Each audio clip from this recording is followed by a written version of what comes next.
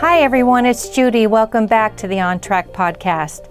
Today we're back with Gerry Partida. Gerry's back to tell us about wrap plating and via filling and what are the benefits, requirements, and drawbacks of this technology and what you need to know about designing these. And he'll talk about how this technology actually drives costs. So you're going to learn a lot from Gerry today. So lean in and enjoy. I'll see you on the other side.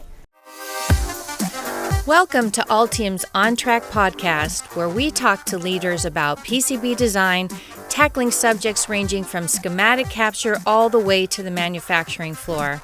I'm your host, Judy Warner. Please listen in every week and subscribe on iTunes, Stitcher, and all your favorite podcast apps. And be sure to check out the show notes at altium.com/podcast, where you can find great resources and multiple ways to connect with us on social media. Well, hi, Gerry. It's good to see you again. Hi, Judy. Thank you for having us back. Thanks. I miss having you here on site, but thanks for taking the time to join us from Summit Interconnect in Anaheim. It's a good-looking sign you have back there. Yes, it's our new improved building and facility, so we finished it about 2 months ago. That's cool. Well, before we get started, why don't you... You're no stranger to OnTrack, but for those who may have not heard your past podcast, why don't you just give a brief introduction and your background and what you do there at Summit? My name is Gerry Partida. I'm with Summit Interconnect Anaheim. I'm the Director of Engineering. I've been in the printed circuit board industry for 35 years now, and was an application engineer for CAM and plotters and AOI systems, and eventually worked in the board shops for the last 2 decades. And live to tell about it. Yes. Well, I want to ask you a quirky question. Last time you were with us, I asked you about your hobbies. But this time I wanted to ask you, what kind of, as you look back, say to your childhood, what kind of indicators looking back do you see that you might have ended up in some kind of engineering profession? You know what? This is NASA. When I was growing up, NASA was in the middle of the Apollo program, and I would sit there and just stare at it on hold for 3 hours glued to the TV and the whole technology and what our country was doing. And I was 4, 5, 6 years old, just mesmerized by all that, and that really put me on the path. I don't think you're alone there, by the way, and I was the same way, except I think I'm a little older than you.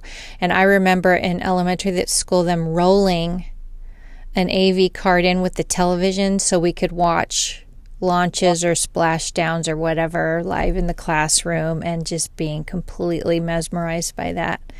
So I'm right there with you. What was really cool for us recently, Gerry, is that Lee Ritchie came into the studio to record some things here, and out of his bag he pulls a little janky looking circuit board, and he said, yeah, I designed this for the Apollo 11. Some of these are up on the moon still. And I'm like, what? Let me see that thing. So we kind of geeked out internally because of the same thing you're talking about. So it's pretty neat.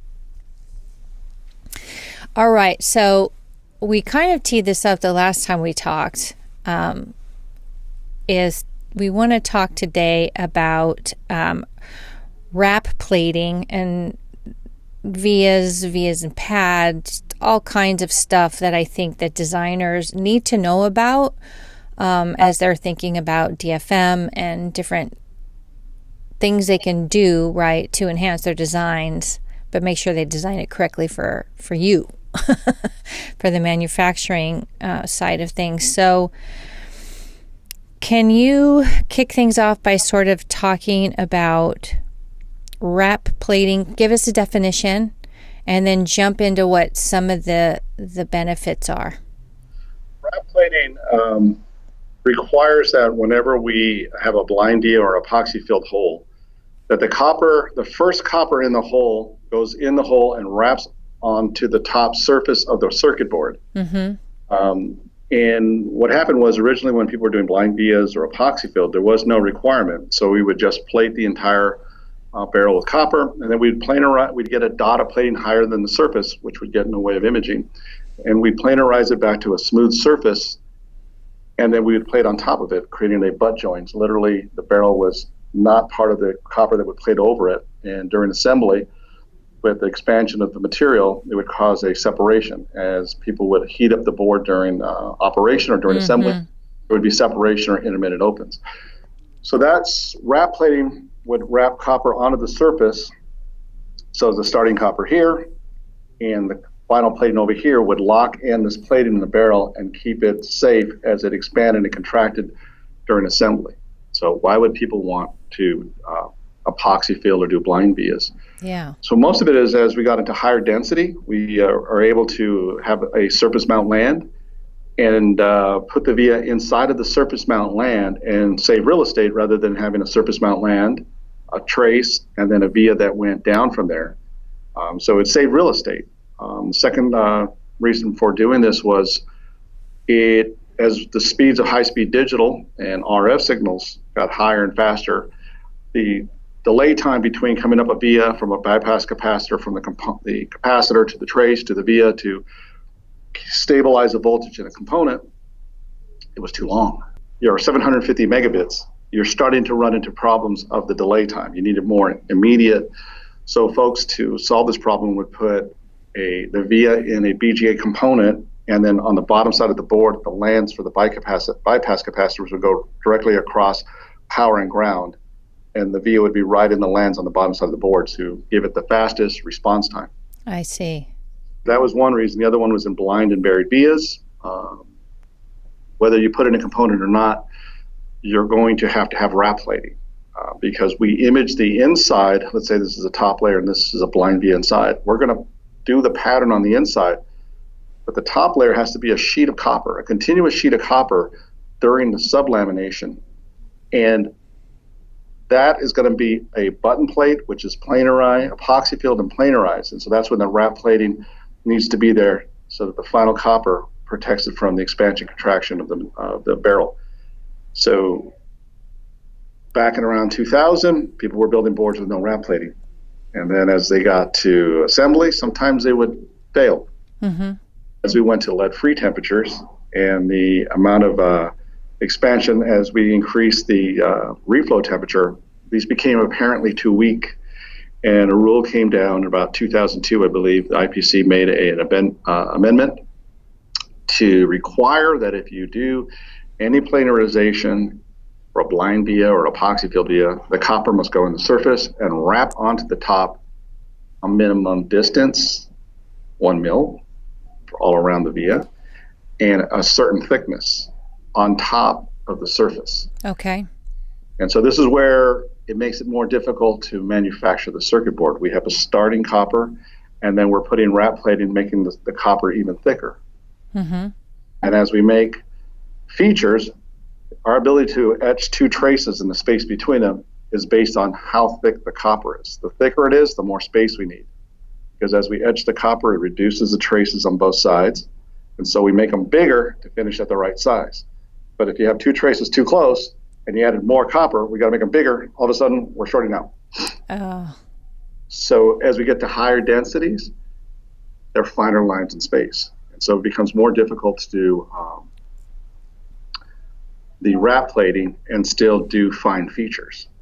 So that's kind of it in a nutshell of the requirement is it's got to wrap the surface 1 mil away from the hole, but we do the entire layer. We don't control it that well. And even when we plate on the surface, we have variations on the corners of the panel in the center, and we don't go to the minimum of IPC. We overshoot because we can't violate the minimum. Any violation of minimum, the whole panel goes into the trash. Okay. So as you're mentioning the IPC specification, do you know off the top of your head which IPC spec that is? So in case our listeners want to look into those? So there's two parts to this that's required, and I'm going to fire up my computer again and wake it up. One of them is the performance standards will specify what the end result has to be. That's IPC 6012 for rigid boards, 6013 for flex or rigid flex, 6018 for RF. The document about via protection is IPC 4761, titled Design Guide for Protection of Printed Board Via Structures. Which, the one we're by talking the about, way, what's that? which, by the way, that was the spec that we talked about in our last podcast. So I'll share that in the show notes in case some of our listeners missed that one. I also want to pause for just a second to point out to our listeners that we are recording this on video as well as audio. So if you have the chance to go over to Altium's YouTube channel, you can watch this. And the reason why I say that is because Gerry and I like to talk with our hands, both of us. And I think later on, Gerry's going to show some things that we'll try to get photos of. But anyways, just wanted to insert that before we got too far down this rabbit hole.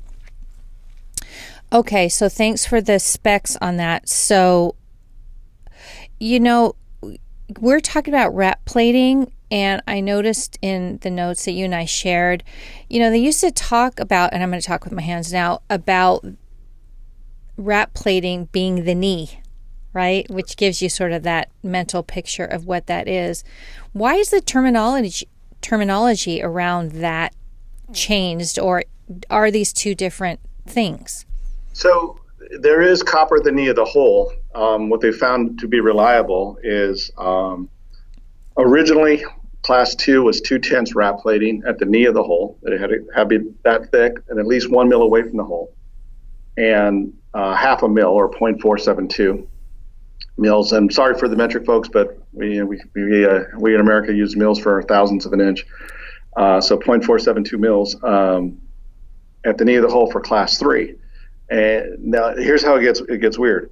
That amount of knee on the hole on 6012 changed recently, that it's now 2/10 minimum wrap at the knee of the hole, or minimum wrap for and 1 mil away from the hole for class 2 and 3, if the document is after January 1st, 2018. If your document is before that, or revisions before that, or the initial releases before that, then it's back to the 0.472 for IPC 6012. IPC 6018, which is RF performance, it was always 2/10. It never changed. Okay. Came in, it's always been that way. The rigid flex IPC 6013 still has class 3 at 0.472 and class 2 at 0.0002 or 2.2 mils for wrap thickness. And the thicker that wrap is, the harder it is for us to etch. So we always like the lower one. Studies have shown that as long as you have some wrap, it's reliable. And many customers have built class 3 boards, for you out there that wonder, many class 3 boards out there have wrap at 2/10 and had it for years, and they're fine. But you have to have the wrap visible in a cross section. There's one other thing that recently do via impact and wrap plating is folks like to do vias underneath the component to conduct heat away. They don't want the solder to go down the hole, or they don't want an open via in which solder can come down a hole next to a BGA pad. So by plating epoxy fill and plating over, you eliminate the chance that the solder can go down a via next to a BGA pad. So that's another reason why people do that. Okay. Let's talk about, you mentioned some of the requirements. So the continuous copper around the neon to surface, the cap plating. What did you mean? What do you mean by no butt joints? So in the old days, we would just plate wrap plating. There's 2 stages to the plating that takes place. One is we take the panel, we drill just the epoxy filled holes, or in the case of a blind via, the blind via holes. And we plate for wrap, so it's on the surface a certain buildup, right, from the starting copper. Mm-hmm. And for in most cases, we're targeting 2/10 of a mil minimum, so we target 4/10. We always overshoot. And to give you an idea, if you guys can see my hair, it is exactly 2 mils thick, which means we're targeting something between 1/10 to 2/10 of my hair width. That's what we're dealing with. So we overshoot the wrap plating. We do a full panel plate, which means we're plating copper across the entire surface and some in the hole. and that gives us enough wrap plating, the minimum requirement. Then we stop, and then we cover everything on the outer layer panel except for the hole, just an opening just slightly bigger than the drilled hole we did originally. Mm-hmm. And we continue to plate till we get the minimum required copper in the hole per the procurement document. Class 2, Class 3, if you want more, you say more. Once we've achieved the amount of copper in the hole, then we strip the resist off. We strip it through our processing lines. Mm-hmm. And then we epoxy fill those holes with this epoxy. Okay, here's where the fun YouTube comes in. Literally this thick. Now, we're not using an ice cream stick and little cups like this to fill the holes. We have specialized machines to fill it, but this gives you an idea of what we're filling. And if your hole is too small or the aspect ratio is too great, we may have difficulties in filling it. So talk to your manufacturer for the optimum drill size, and there's requirements for epoxy filling. The requirement is 60% for IPC Class 3. If you don't, then you're in violation. You have to epoxy fill the top and bottom so that you don't have a dimple beyond a certain depth, about 2 mils, and then you can actually have protrusions when you're done. You don't want that, you have to specify that. If you have a blind via job, you must specify they are to be filled and plated over. If your procurement document does not state that they're supposed to be filled, and you have a V-end hat and you have a giant hole in there, if you didn't state it, those boards are yours, because you must state in your procurement document these blind vias are to be epoxy filled and plated over with copper. And there's a requirement of how much copper goes over the epoxy filled hole as well. Which is really important to our audience to get that in their notes, because you will have problems later. Could end up in scrapped boards and building them all over again on your dime. So there's a lot of things we have to monitor. We have to make sure that we've had adequate amount of wrap plating. Mm-hmm. And then I showed you the epoxy that fills it. Later on, we cure it, and then we got to planarize the smeared epoxy across the entire surface as well as the plated bump. Again, we're trying to target something 1/10 of this hair width. And then we have to verify it again. So we have a hand tool to measure copper. It's about this big. Oh. And it costs about $3,500, and it measures accurately the copper. So you go around all the panels and all the locations to make sure you have the right amount of copper, and then you go cross-section it to make sure that you have the right amount. Again, we're trying to hit something 1/10 of my hair width. That's crazy. So what is this tool? I'm not familiar with this tool. It's, do you want to pause? I can go grab it and show you real quick. Okay, we're going to pause. Hang on a sec. Okay, let's see it. This is a $3,500 tool. Wow. And you have to use this tool to verify after you planarize that you found the lowest location, and then you have to verify in cross-section to make sure that you are safe. So a board shop, to be successful in doing wrap plating, has to build in a verification process. These take time. When you add wrap plate or epoxy fill into a job, there are 8 major manufacturing steps you've just added. A very basic printed circuit board has about 26 or 28 manufacturing steps. You just added about a fourth. And it takes, in the quickest turn board shop, 24 hours. Well, and that's a good thing to insert here, because people often want to know, why is it more expensive? It doesn't seem like such a big deal, but it really is. Right, because you have to do all these verification processes. You have to control your plating precisely. You have to planarize precisely. And you got to validate all the way through. And if you have a dimple, then you go back and rework them. And then you do all this whole process all over again. And not everybody can do it. Not everybody can do it consistently. And so you have to make sure your manufacturer has very good controls. And they must validate, and they show this in cross-sections for every cycle that you have epoxy fill to validate that you got enough copper in the hole, that you filled it adequately, and that you have the wrap plating per your procurement documents. And sometimes I'm sure this isn't true of Summit, but if it's not a pretty major size, good size fabricator, then a lot of times you have to go outside, get an outside service to do, say, planarization or whatever. Or for the filling. Some services that do that filling as well. Exactly. So that also adds time because there's transportation between facilities, and who knows what that outside source's load is that week, so on and so forth. So that's another thing that can then add time. So I would suggest to our listeners to try, if that's something you're going to use a lot, to find out that your fabricator has that in-house. If they have the services in-house or not. Yeah. And that also, if they have it in-house, chances are they do more of it and they're good at it. Yes. So anyways. It's a very acquired skill. The other thing too about wrap plating, if you have a board with, let's say you have a blind via from 1 to 8, and then it's a 16-layer board, and then you epoxy fill vias from 1 to 16.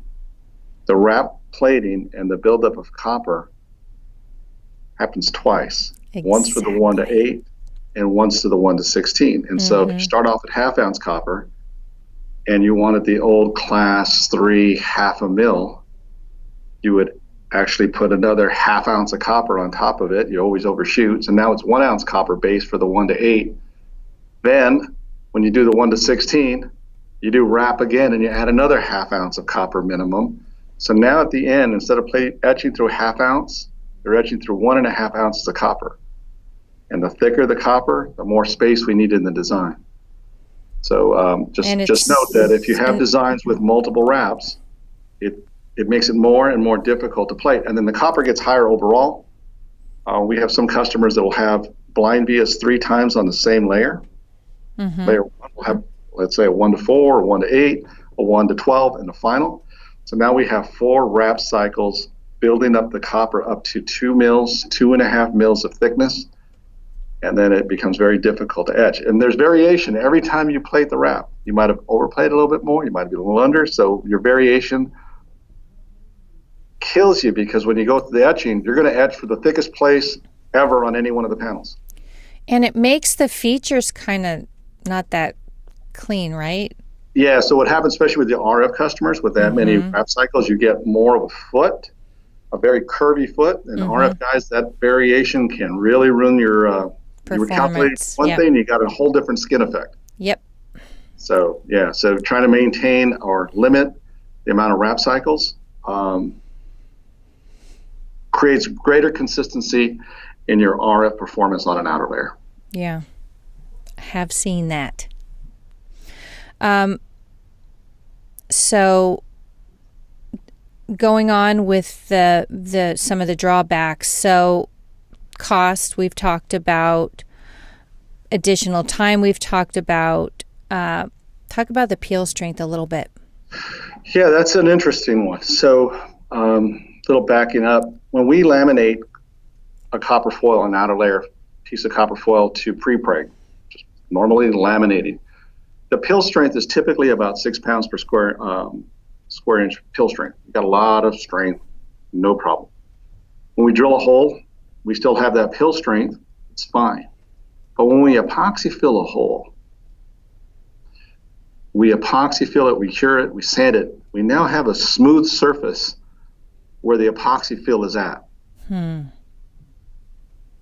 then we deposit electrolysis copper, which is a chemical process of just depositing over the epoxy fill. So we have a barrel that's plated, we have copper foil on the outer layer, but in the center, we have the super smooth, planarized, polished, if you will, epoxy. An electrolysis deposit on it. It's not digging in, it's just on the surface. So the peel strength where the epoxy fill is at, it's maybe 2 pounds per square inch, so it's weaker. So if you do excessive rework, heating up, and you pull on that thing, I have seen in the past where the center pad peeled off. So you must be very careful when you're reworking when you have VM pad, because the peel strength of the epoxy is lower than the rest of the pad itself. They land on the outer layer. Yeah, it makes sense. It's like plating on glass or something, a very smooth, it's always trade-offs, isn't it, Gerry? Oh my gosh, it's like Yes. you get There's this, trade-offs because but then this is not good. you get better performance by via and pad. You get greater routing density on the outer layer. The inner layers are still the same. The ability to put components, if you're on a 1 millimeter or 0.8 millimeter pitch device and you bring the vias for power and ground, and you can put a component on the bottom side, it's great. You can just center, but you got to fill the holes in order for that surface mount not to lose the pace of the bypass capacitor on the bottom side of the board. It's very common to do that. And then also for heat sinks, if the device in the center is just to draw heat away, if you have holes, it'll pull all the solder down through the board, and they don't want that, so they'll put epoxy filled vias. And so we'll get boards that they have those maybe 4 holes in the whole board, and they want to epoxy fill them. And they go, well, how much does it cost to do 4 or all of them? It's the same cost. Because when you look at a board, if you have 10,000 vias, we're drilling 10,000 holes. It doesn't matter if we drill 9,996 and then these 4 holes, it's still 10,000. Or we drill all 10,000 and epoxy fill all 10,000 vias, it's still 10,000 holes. Right. Process of wrap plating, dot plating, epoxy filling, curing, sanding, verification. It's still the same process step, no matter if it's 1 hole or all 10,000. So once you've made the decision to do epoxy fill, the cost is in the process. And if it's possible, if you have multiple vias, just move them all into epoxy fill if you like. It's not going to cost you any different. Yeah, you got to go through those steps, like you said, whether it's 1 or 1,000. So, yeah. And then the acceptability. You can have a depression in in epoxy filled via. Mm-hmm. You can have a little bit of a protrusion. So if that affects your assembly, you might want to make sure that's okay. If you have a dimple in an epoxy filled via that's not a solderable end, that's acceptable. So you can get some people, well, that's not I got a dimple here. It goes, yeah, but you're not soldering to that. So that's an acceptable condition. And so we use the customer's paste layer when we go, hey, this one's not filled. They went, they're not soldering to it. It's acceptable in that condition. So that's one thing to be aware of. The other thing was the older version for cap plating. It never said it had to be only the outer layer. And so there would be boards rejected because they didn't plate over the epoxy fill internally on the board, which no one was assembling inside the board. So they said only external layers have to be cap plated. So it was like, okay, now they can't. Literally, I've had boards rejected for that. That's kind of silly. Did we cover? I think we got it. There's one thing that didn't cover. Okay. Which is thermal vias.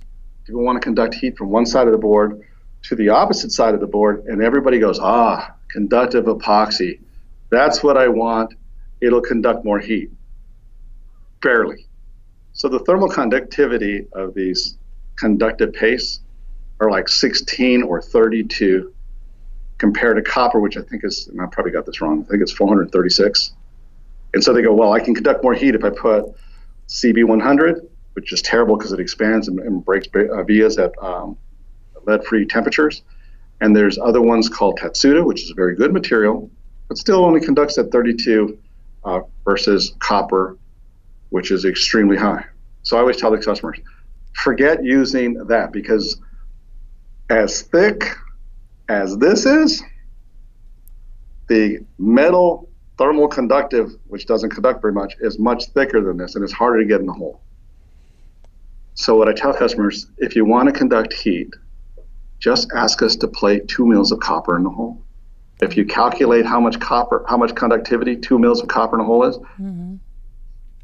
It exceeds anything that you could epoxy fill that's thermally conductive. Only thing is, that's a good tip. Just make the hole a little bigger, because we're putting more copper in a hole, and we want to have a hole big enough that the paste pushes all the way through. So that's one nice solution. It gives you excellent thermal conductivity. Once I tell a customer, try it this way and calculate, they come back, oh yeah, we're going to do the 2 mils of copper in a hole. And they're able to conduct enough heat. That's a good tip. Generally, we'll ask you, you probably want to drill a little bigger than the smaller via size, because we're putting more copper in the hole, and we still have to epoxy fill it. Right. Yeah, for those that aren't watching this on YouTube, that paste, that non-conductive epoxy is like somewhere between Elmer's glue and thick paste. It's like in between. Yeah. So it has some substance. To get through tiny little holes is not that easy. Right, and we have very specialized machines to push the mask. They actually will close chamber and pull the vacuum down. It's not a pure vacuum, but it'll lower the atmosphere so that it has a better ability to push without air resistance. We heat it up to help it flow a little bit better. There's a lot of things we can do, but there are limits on the aspect ratio, how much copper we're plating in the hole, and still get paste to meet the IPC requirements. Yeah. Well, this has been a deep but very cool, thorough treatment of wrap plating. So thanks so much, Gerry. This has been great. And hopefully our listeners, you guys enjoyed learning this and really think about this when you design. There's a lot of moving pieces. I'll be sure to share, Gerry, if you have slide decks that illustrate any of this or photos or anything where it kind of illustrates what you're talking about, we'd be happy to share it in the show notes along with Summit's website as well. So, all right, I'll get it to you. All right, thanks, Thank Gerry. you for allowing us to share, so the designers can have an opportunity to be successful the first time in the build and ask questions on what's the best and safest approach. So as the designs come into the fabricators, that we take your data, we process it through, we tool it, we plan it, and put it on the floor with the least amount of delays. Amen to that, brother. Okay, well, Gerry, thanks again. And to our listeners, thanks so much for joining us again on the OnTrack podcast. Make sure you go visit us on YouTube or like, subscribe, or send us comments so we can know what you'd like to learn more about. We'll see you next time. Until then, remember to always stay on track.